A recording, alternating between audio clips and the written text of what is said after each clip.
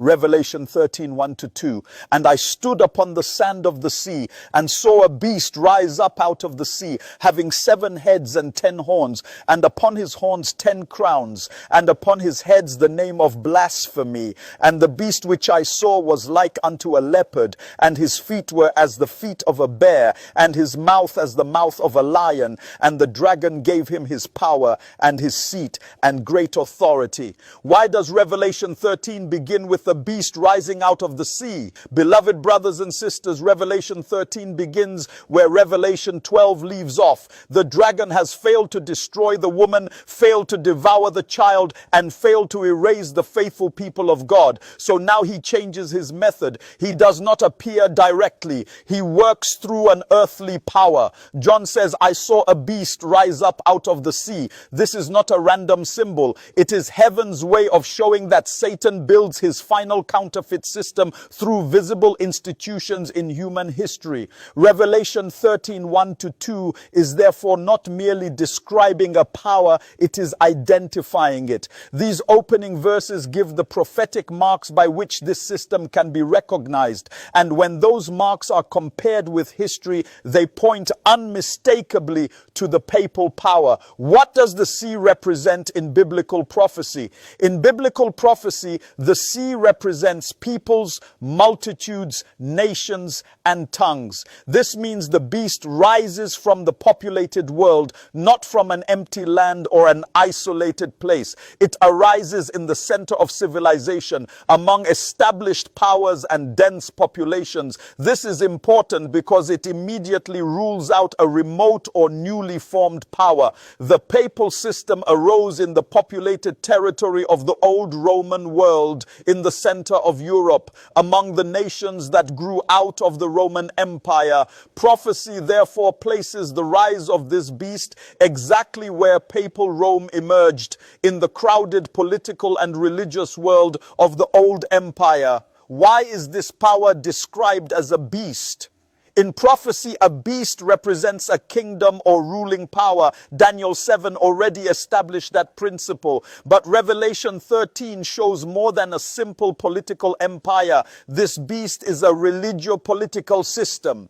It combines spiritual claims with civil influence. It does not merely govern territory, it governs conscience. It does not merely administer law, it directs worship. This is why the symbol fits the papal system so closely. Papal Rome was not simply a church, nor merely a state. It was a union of religious authority and political influence. It claimed spiritual supremacy while also exercising temporal power. Prophecy therefore describes it as a beast because it functions as an institutional power in history, not merely as a private religious movement. What is the significance of the 7 heads and 10 horns?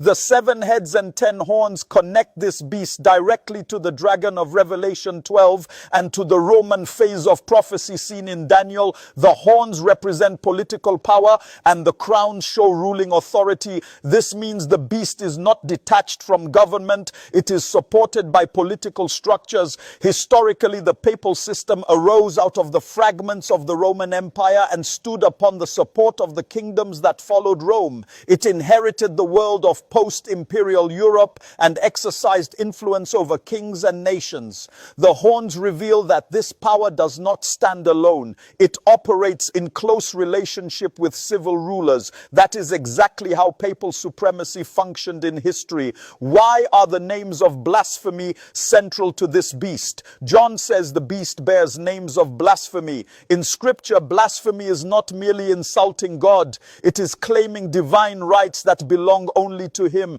It includes taking to oneself powers that belong to God alone, such as the authority over sin, conscience, and worship. This is one of the clearest identifying marks of the papal system in prophecy. The issue is not personal sincerity, but institutional claims. When a human religious office places itself in the role of supreme spiritual authority over the church and over conscience, prophecy identifies that as blasphemy. The beast does not openly deny religion. It corrupts religion by placing human authority where divine authority alone should stand. Why does the beast look like a leopard, a bear, and a lion? This is one of the strongest identifying marks in the chapter. The leopard, bear, and lion come directly from Daniel 7, where they represent Greece, Medo-Persia, and Babylon. Revelation reverses the order because John is looking backward through history while Daniel was looking forward. By combining the features of all three beasts into one, Revelation shows that this power gathers into itself the characteristics of all the previous empires that opposed God's people. It inherits Babylon's pride, Medo-Persia's crushing force, Greece's speed and spread, and Rome's ruling structure. This means the sea beast is not a brand new kind of rebellion. It is the full historical concentration of the old empires in a final religious political form. That is why the papal system fits so powerfully here. It arose after pagan Rome and carried forward the legacy of opposition to God in a new religious form. What does it mean that the dragon gave this beast his power, his seat, and great authority? This statement is decisive. Revelation 13:2 says that the dragon gave the beast his power, his seat, and great authority. The dragon had already worked through pagan Rome in Revelation 12, especially in the attempt to destroy Christ at his birth. Now the same dragon transfers authority to another system.